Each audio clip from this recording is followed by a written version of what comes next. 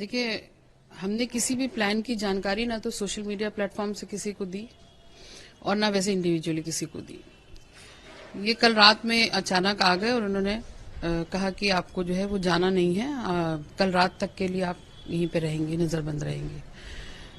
बल्कि मुझे अपनी मम्मी के घर जाना था, वो इद्दत में है, मैं रोज जाती हूँ, इन्होंने नहीं जाने दिया। लेकिन फिर मुझे कुछ मीडिया बंधुओं द्वारा पता चला कि इन्होंने इस चीज से भी मना कर दिया है कि हाउस अरेस्ट नहीं है, वो कहीं भी आने जाने के लिए स्वतंत्र हैं, हम लोग तो बस यूं ही निगरानी के लिए आ गए थे। तो मेरा ये मुतालबा है इनसे, उत्तर प्रदेश सॉरी लखनऊ पुलिस से, कि ये लिखित दें कि इन्होंने मुझे 2 दिन के लिए हाउस अरेस्ट कर रखा है। तो क्या अंदेशा था कि आप कोई सीए? हाँ, इनको ये अंदेशा हमेशा रहता है कि अगर लखनऊ में गृह मंत्री आए, प्रधानमंत्री आए, या कोई भी इस तरीके की मूवमेंट्स होते हैं उसके लिए, और या कोई भी इस तरीके का इनका शगुफा आता है, तो इनको ये लगता है कि मैं कोई आंदोलन खड़ा करने जा रही हूँ। और वैसे मैं इस चीज को क्लियर कर चुकी हूँ कि सीए हमें किसी भी हाल में मान्य नहीं है, ना सीए ना एनआरसी, और उसके लिए जरूर हम उसकी मुखालफत करते आए हैं और करते रहेंगे। क्या आपको लग रहा है पहला जुमा है सीए के बाद, इस डर से आपको कहीं आने जाने से रोका जा रहा है? हाँ, बिल्कुल, यही एक वजह हो सकती है, क्योंकि अमूमन जुमे के बाद एहतिजाज होते हैं, और जब हमने घंटा घर प्रोटेस्ट शुरू किया था उस वक्त में भी वो जुमे का ही दिन था।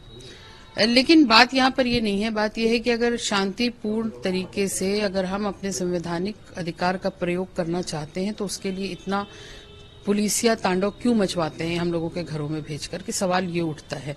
और महिलाओं के साथ आप इस तरीके का अत्याचार करते हैं, फिर महिला आरक्षण की भी बात करते हैं, तो ये जो दोहरा चरित्र है सरकार का वो समझ में नहीं आता है। गृह मंत्री अमित शाह ने कहा कि सीट तक छीनी नहीं जाएगी, बल्कि ये जो प्रताड़ित लोग हैं आसपास के मुल्क के, उनको सिर्फ नागरिकता देने के लिए कानून है। ये जो बहुत लॉलीपॉप देने की कोशिश गृह मंत्री कर रहे हैं, उस लॉलीपॉप में कोई आने वाला नहीं है। उनको भी अच्छी तरीके से मालूम है कि जिस तरीके से उन्होंने इस कानून को बना के और एक पर्टिकुलर कम्युनिटी के लिए जो मैसेज देने की वो कोशिश कर रहे हैं वो गलत है।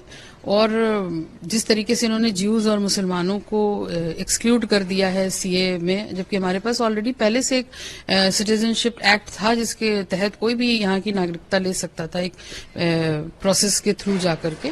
उसमें क्या जरूरत थी कि इन्होंने ज्यूइश को और मुसलमानों को अलग किया, और क्यों इन्होंने श्रीलंका के हिंदुओं को भी उससे एक्सक्लूड कर दिया कि उसे नहीं ले सकते। तो कहीं ना कहीं पूरा टोटल एक हिंदू मुस्लिम औरा बना करके और पोलराइजेशन का खेल खेलने की कोशिश है। इससे इसको ना तो सीए को देश की जरूरत है, देश को ना तो सीए की जरूरत है ना एनआरसी की जरूरत है।